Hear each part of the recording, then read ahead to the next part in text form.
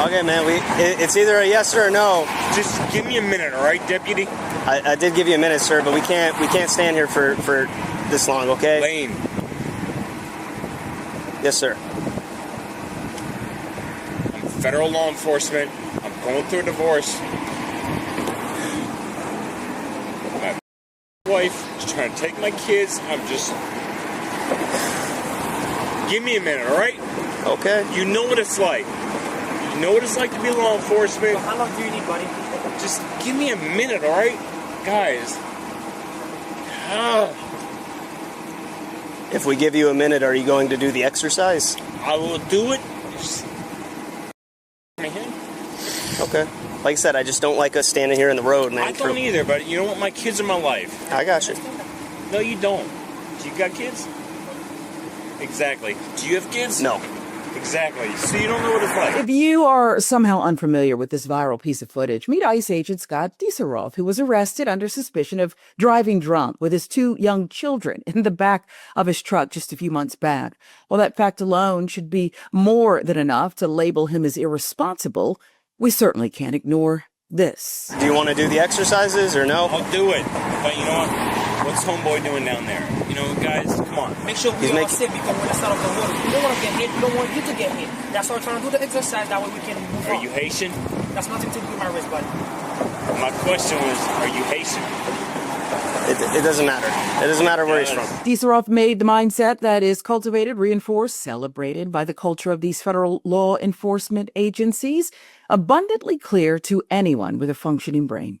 If you're still not convinced, check out these other bits of footage obtained and released by David J. Byer, a member of the libertarian think tank Cato Institute of all people and places. I'll remember you.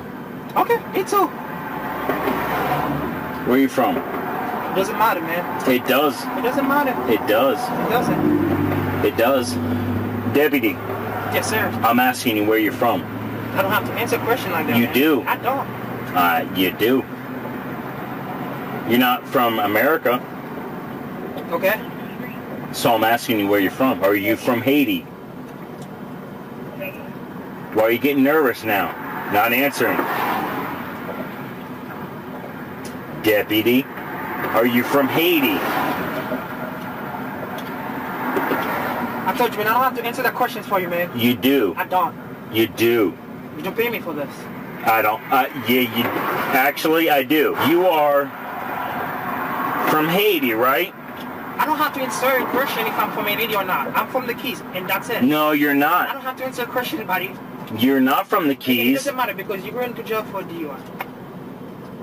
You are from Haiti.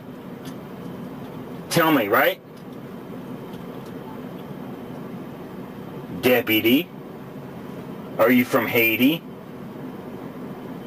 Deputy, you seem nervous now. What you're watching here is a masterclass in dehumanization, a textbook example of the tactics these rogue thugs use to assert dominance and justify their own lawlessness. Deiseroth's questions aren't just the rambling of a drunk man, they're tactical. He's trying to degrade and distract the Haitian-American officer, Officer Doristan, by attacking his legitimacy as an American law enforcement professional. He's goading the officer, attempting to strip him of his authority, get him to react. Are you Haitian? Do you understand how federal law works? The goal is simple: transform a standard DUI stop into a power confrontation where Deiseroth, a federal agent, remains superior. Tells you everything you need to know about the deep, rotten mindset cultivated within ICE these days.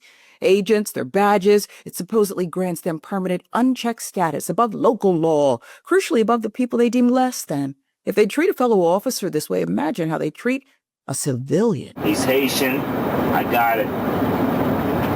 He doesn't want to tell me. You're your buddy. He does not want to tell me who he is. Name? He didn't want to tell me. My partner, the one that you keep asking what he is, his name's Deputy Deiseroth. Hey, he's Haitian. American citizen as far as I'm aware. Yeah, well, we'll check that. But he does not want to tell me anything. He seems to get nervous. So I'm going to run some checks when I get back.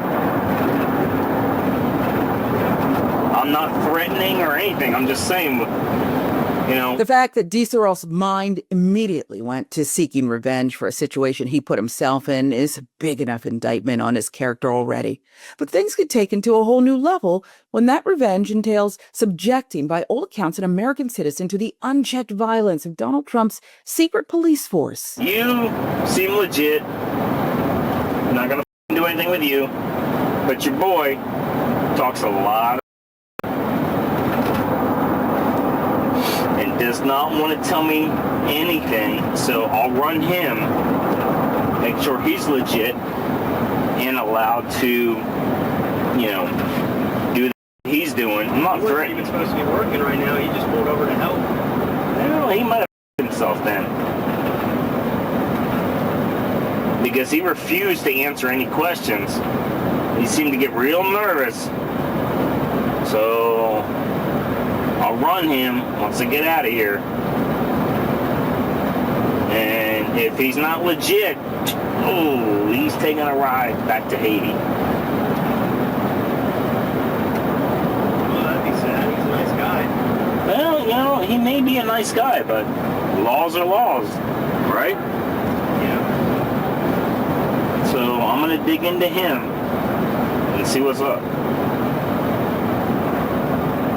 You're a ginger, so I'm sure you're legal. My raw reaction? Disgust, but not surprise. This is not just some random drunk civilian. This is a federal agent, a man entrusted with immense state power, threatening to weaponize his agency against a local law officer, simply doing his job. Comments carry exponentially more weight because he is a direct representative of the government's deportation machine. When he says, I hope you go through some of the things that I'm going to put you through, that isn't a drunk threat. It's a promise of institutional retaliation. Now let's talk about white supremacy, the themes that underlie his comments, the actions of ICE as a whole. Deiseroth racially profiled both of the arresting officers. He immediately questioned Officer Deiseroth's nationality, trying to use the man's heritage, Haitian, as an insinuation that he is an immigrant, that he doesn't belong, and that his law enforcement authority is illegitimate. He then doubled down, profiling the other officer, asking, are you Spanish? This is the essence of white supremacy in federal law enforcement. The assumption that only a white, presumably American-born agent like himself holds true authority. Officers of color, they're suspect, they're disposable. He weaponized the ICE status against men he racially profiled, showcasing that in his world, in the world of ICE, they can dictate whether you are a threat to be deported or a citizen whose rights must be respected. In plainer English, ICE agents now have the High Court's blessing to racially profile people during immigration sweeps in Los Angeles. They're allowed to stop people based solely on their apparent race or ethnicity, language or accent, the type of work they do, where they do it. The Fourth Amendment requires reasonable suspicion before anyone, any person, citizen or not, documented or not, can be stopped by law enforcement. The law is not allowed to just guess at that because of how you look or speak or where you live and work, that you might have committed a crime. Equal protection forbids race as a factor. The lower courts enforced that principle. The Supreme Court just erased it. And perhaps the most outrageous part, the conservative majority in the Supreme Court issued their decision using the so-called shadow docket, where the court rules on Trump administration's emergency motions without oral arguments or explanation. No hearing, no accountability, just judicial fiat, handed down in the dark. This all wraps up in a terrifying way. The lawlessness displayed by Scott Deiseroth, the use of his badge as a shield, a sword, reflects a culture of impunity that starts at the top of the Trump administration's enforcement strategy. With recent Supreme Court decisions virtually legalizing racial profiling, giving federal agents broad immunity, ICE's operational lawlessness puts all of our civil rights at risk. But be crystal clear, it puts non-white civilians, including American citizens who are racially profiled, in exponentially greater danger. When the feds charge someone with immigration violations and they are racist and have an unchecked mindset, it hurts every non-white person constantly subjected to institutional intimidation and retaliation. It's the threat that these rogue thugs pose to the entire country.